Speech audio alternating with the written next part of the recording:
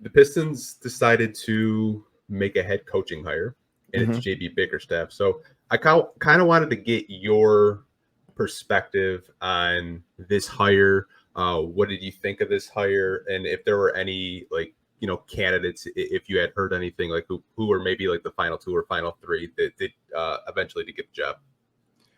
Yeah, answer the last part first. I got wind that JB was likely to get the job on Saturday night. It still wasn't finalized. I think they did that stuff this morning, and obviously it came out. To my knowledge, it was between him and Sean Sweeney as the finalists.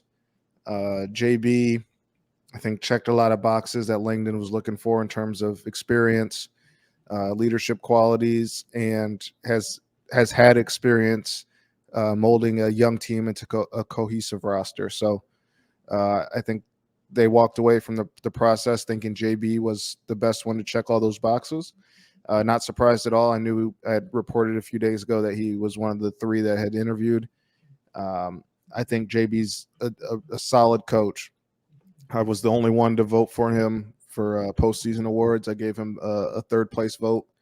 I thought he did a great job with that roster that one had Mitchell, Garland, and Mobley all play less than 60 games. They still won 48. They got out to a rocky start and still found a way to win 48 and even made it to the second round of the playoffs. So, yes, he's similar in terms of, and similar to Monty and Dwayne in terms of a guy who had just got fired that the Pistons are now hired. But I think he's only 45 years old. I know people are familiar with the name, but he's not older by any means.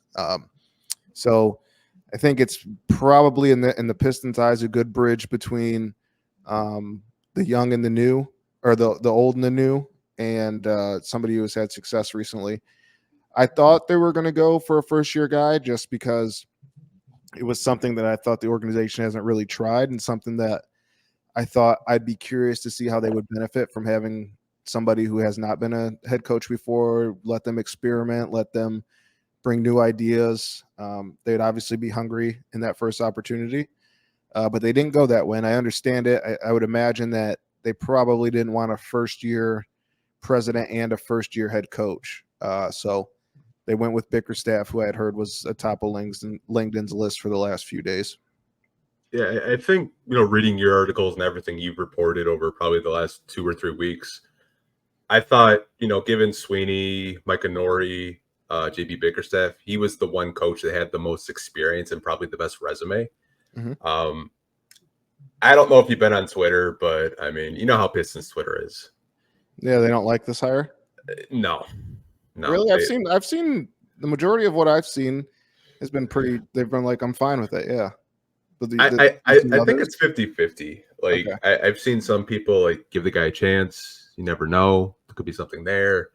But I also see the people saying that, like, oh, this is just Dwayne Casey 2.0. Like, this is just going to be a bridge coach until they find a coach.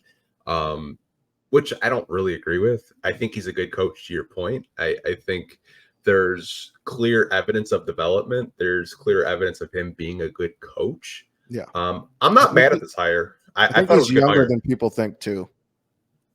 Yeah, 45, I believe, right? I think most people probably assume he's like 50s or something like that, but he's only 45. Yeah, I mean, you're pretty deep in Pistons Twitter, like I am. Yeah. They don't like anything the Pistons do. It's always like the sky is falling and it's the worst possible outcome. I honestly think this is a pretty solid hire, given who the candidates were, given that James Borrego decided to stay in New Orleans, which I was kind of on the Borrego train, but I understood of him wanting to stay in New Orleans, not kind of taking on like a full rebuild like what the Pistons are currently in. But I mean, honestly, I think he's a good coach, in my opinion. No, I'm with you. I think so too. I mean, listen, they won 44 games the last 3 years. He was kind of forced to play two bigs. This wasn't like, I don't think his brainchild. Like they acquired several big men, and he found a way to make it work.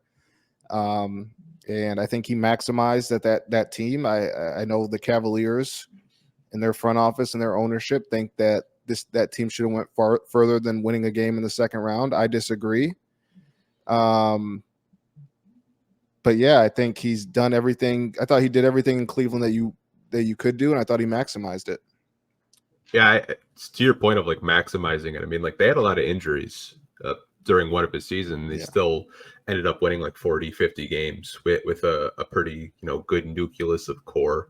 Obviously, the Pistons, I don't know, you could try to make comparables to the Cleveland and Detroit, but I'm not going to get into that because it's like a whole other conversation. Yeah. But honestly, I like the hire at the end of the day. I thought they got the best available coach that they could, a guy that's young that you can grow with, that has clear signs of like helping the younger guys, and also is pretty good at working with veteran players.